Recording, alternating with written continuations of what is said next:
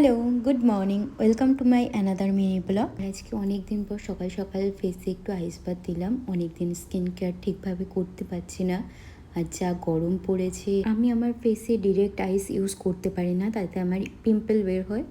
তাই আমি বরফ নিয়ে কিছুটা জলের মধ্যে ইউজ করি। এদিকে তো আমার ফেসটা পুরো লাল হয়ে গেছে।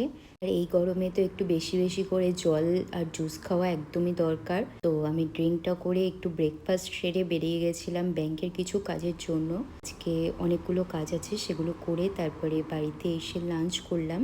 আর যা গরম পড়ছে, সকালের দিকে বাজারে যাওয়া পসিবল হচ্ছে না, মনে হচ্ছে না খেয়ে থাকবো, তাও বাজারে যাব না। তাই বিকেলবেলা একটু বাজারটা সেরে আসলাম। তোমরা যারা এতদিনে আমার ভিডিও দেখো তারা সবাই জানো যে আমি কতটা ফুডি। আর আজকে আমার খুব পেস্ট্রি খাওয়ার ইচ্ছে ছিল, কিন্তু কেনা পেস্ট্রি না, ঘরে বানানো। তো আমি একটু নিজেই ম্যাঙ্গো চিজ কেক বানিয়েছিলাম। So yummy.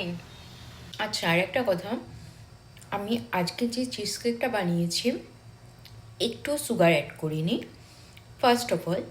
Second of all, আমি চিজটাও নিজে বানিয়েছি, কোনো বাইরের চিজ, কেনা চিজ আমি ইউজ করিনি। আমি পুরোটাই হেলদিভাবে বানানোর চেষ্টা করেছিলাম।